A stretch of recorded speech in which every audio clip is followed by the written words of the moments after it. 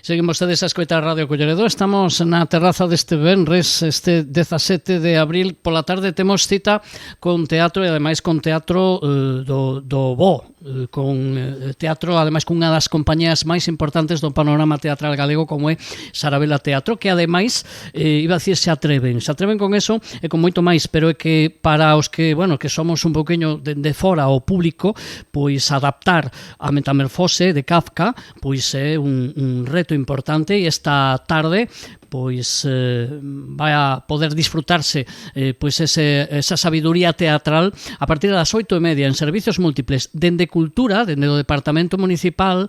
Aínda non nos dixeron que se esgotaran as entradas, así que quere decir que quedan. É unha oportunidade de disfrutar, por exemplo, de o elenco de Sarabela e, por exemplo, de Fernando da Costa, que ademais pois leva o peso protagonista da obra, e co que temos o placer de falar nos próximos minutos para animarlles a vostedes a que non perdan a oportunidade de ir esta tarde ao teatro en O Burgo. Que tal, Fernando? Moi bons días. Hola, moi bons días, que tal? Decía eu reto, non sei se reto a Metamorfose, haberá outras, pero, bueno, esta é unha obra da literatura universal, pero, claro, para trasladarla ao escenario, claro, hai que resumir moito, igual que con todas con calquera obra literaria, non? Sí. Temos a unha, certa experiencia en trasladar romances ou novelas ao escenario, ¿no? Porque son historias grandes, historias maravillosas, ás veces, pois, partimos de textos teatrais e outras veces de novelas, como este caso, ¿no? Entón, efectivamente, unha das cuestións cando se fan ese tipo de adaptacións, pois é a selección de espazos. O que pasa que nesta ocasión a verdade é que a maioría a novela transcorre o que é no piso, non? Dos Samsa, e despois sí que ten que haber, lóxicamente, unha selección de textos para facer un espectáculo, digamos, o uso, ¿no? Dentro dos estándares, e neste caso creo que se conseguiu porque a peza dura 75 minutos, está, dividida en 3 actos. Hoxe en día iso non se nota, non? Pásase dunhas escenas a outras, de cara ao espectador isto non ten maior relevancia, pero é, moi intensa, non? Claro, lóxicamente vai operando esa transformación que sofre o protagonista, pero tamén a transformación que sofre a súa familia ao ver o que acontece, non? Unha obra, como digo, na que, pues Fernando leva un peso especial, evidentemente. Algún esforzo, algún reto que supuxo neste caso para ti a personaxe que vas a interpretar? Hai unha cuestión física.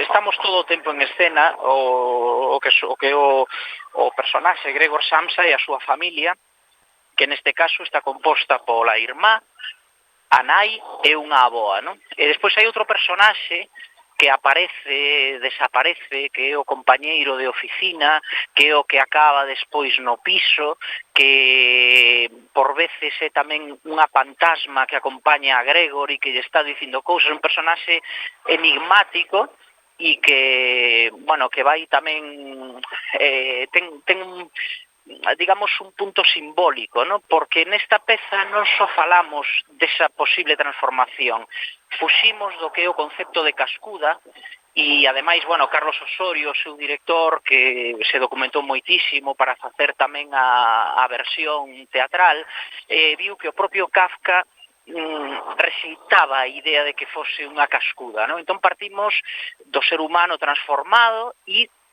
tamén da plurisignificación, digamos, non? De que o espectador poida entender varias cousas, e entre elas, unha das importantes e nas que queríamos facer fincapé é que pasa cando unha persoa que é productiva nunha sociedade na que se nos demanda a todos ser productivos, deixa de selo, non? Pasa a ser unha persoa dependente. Entón, tamén está latente e por veces patente a cuestión da dependencia, de cando alguén da nosa familia deixa de ser o que pensábamos e pasa a ser alguén totalmente dependente.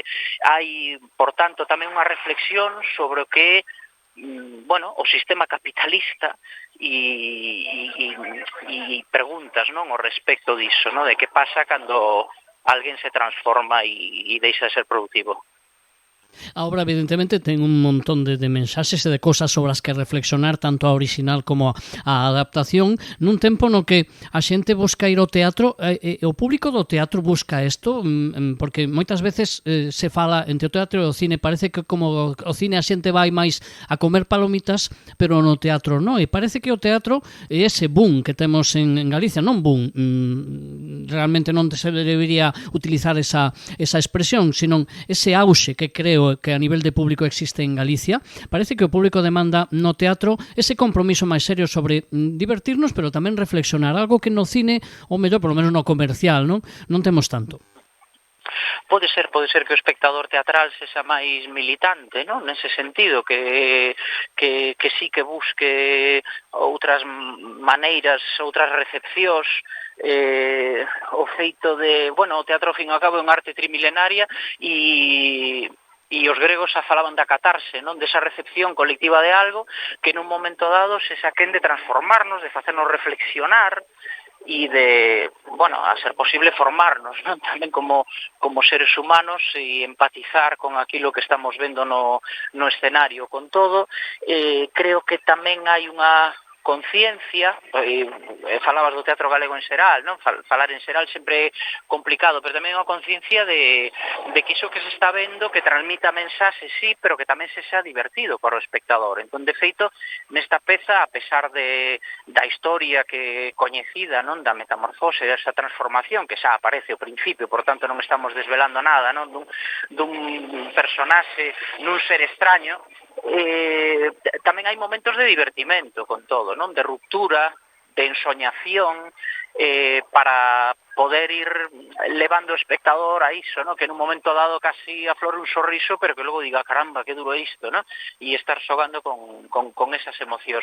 É posible que sí, e por fortuna sí que hai público, non, para o teatro, e entón o único animar as distintas institucións competentes para que sigan programando teatro, porque nunha época de pantallas, ben o sabemos, non, que estamos rodeados e que leva quizáis a unha suposta comunicación co mundo, pero ao mesmo tempo a unha individualidade, porque esa recepción é individual, pois tamén hai unha busca de recepcións colectivas e ademais eso que se chama no teatro, que llamamos en chamar maxia, non? De alguna maneira, pois, é que cada función é distinta porque depende do colectivo que este a recibir o espectáculo, non? Pero é certo que é diferente recibir algo de xeito individual a recibirlo en comunidade.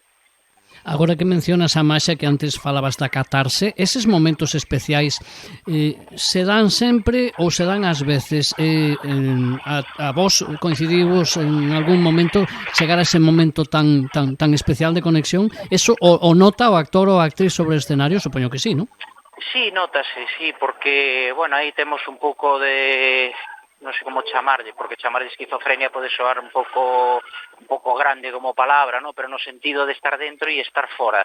Temos que estar necesariamente seguindo a historia, escoitándonos, que iso é o que dá a reacción, non? Sobre o que está pasando, o apoio nas compañeiras e nos compañeiros, é o que vai dando tamén o ritmo da propia peza e o feito de estar concentrados dentro, pero inevitablemente si se notan o que son as reaccións, non? De cando hai uns determinados silencios, cando ves que algo si está atrapando ou se está seguindo, igual que notamos tamén cando soa un móvil, por exemplo, ou cando que cada vez é máis complicado que as persoas durante 75 minutos se sanquen de non consultar un WhatsApp. E entón esa luz que xorde do patio de butacas escuro non só notan o resto de espectadores e espectadoras que pode que estean neses momentos a mellor transportados ao escenario e que de pronto os traian outra vez a realidade dese momento, sino que tamén se ve desde o escenario, sí. Decía outro día aquí na emisora Gonzalo Guerreiro de Elefante Elegante, a compañía cullerdense, que efectivamente, claro, non é o mismo ensaiar a obra que ao mellor a tes na cabeza e a compós e tes claro como queres que logo cando atas co público, porque co público a obra se completa, calquera espectáculo, non? Totalmente, sí, claro, é fundamental, o sea, facemos un tipo de traballo que é para amosar, non? A mellor se alguén nunha oficina tivese alguén mirando todo o tempo, pois sería como mínimo inquietante, non? Ou un outro tipo de traballos, pero bueno, que che vou decir a ti? Ti estás tamén constantemente comunicando para o resto das persoas, entón, efectivamente aí se completa e ademais non acaba cando se estrea un espectáculo, despois hai revisións, hai cambios, hai momentos que ves que a mellor se fan, non sei, un pouco longos, digamos, por exemplo, para o público, e entón todo iso está en constante revisión, é dicir, ata a última función segue intentando perfilarse o espectáculo e afinalo, ¿no? Pero, bueno, en función tamén, é certo, do que se ve nos espectadores e nas espectadoras. Esta tarde estará Fernando da Costa e Sarabela Teatro con A Metamorfose en esa adaptación da obra de Franz Kafka a partires das 8:30 da tarde en servizos múltiples. Imagino que ahora estades coa montaxe ou tendes outras en cartel e como vai esa carteira de proxectos? Contanos un pouco. Pois a ver, nestes momentos estamos con 4 espectáculos que se están movendo cunha certa regularidade. Un é A Metamorfose, outra é para un público máis infantil, juvenil, que é A Cincenta que non quería comer perdices. Outra é Made in Galiza, que é unha reflexión moi divertida e moi consciente ao mesmo tempo sobre a situación da lingua galega. E outra é O Dragón de Ouro, que o Dragón de Ouro é unha peza que se está movendo nestes momentos por moitos teatros de España, e entón, pois, o seguinte, despois desta función aquí, a seguinte que temos, por exemplo, en Valencia, no Teatro Rialto, co Dragón de Ouro, entón estamos así alternando, e xa pensando noutra montaxe, que se estreará neste caso no mes de setembro. Entón, pois, bueno, o que, digamos, o que acontece con compañías, non sei como chamarlle, destas máis clásicas ou de repertorio, pois que teñen varios espectáculos para tamén poder seguir, para poder traballar, para poder ofertar distintas liñas e que as programadores lles interese e tamén o público, claro. Pois esperamos que vai a decir, un pouquiño de estrés que todo o traballo leva, neste caso o voso, pois que sexa bo, que non vos altere, que vos axude a seguir traballando un pouquiño en esa paixón que teñen en Sarabela Teatro polo teatro. Por certo, Fernando, aproveito que estás aí, anímame a xente, a eses que aínda non esgotaron as entradas en Culleredo, que parece que aínda non se esgotaron, pero deben estar a piques, que como os animamos, que lles decimos para que esta tarde enchan o auditorio de O Burgo? Pois para aquelas persoas que non lesen a Metamorfose, un clásico universal e podemos dicir, non sei, fundamental, non? Das letras, pois creemos que é unha maneira de achegarse a ela e de coñecer o que pasa. E para as persoas que si a leron e coñecen a historia, pois para ver outra versión contemporánea e que creo que tamén lle vai abrir distintas portas ao que entendían ou o que pensaban sobre a montaxe pois trasladada ao século XXI. Pois Fernando da Costa, moitísimas grazas, moita sorte a toda a compañía con esa Metamorfose, con o resto dos espectáculos, por suposto, e especialmente esta tarde en O Burgo. Un saúdo, moitas grazas por falar hoxe con Radio Culleredo. Saúdo, moitas gracias, moi agradable a entrevista, moitas gracias. Un saúdo.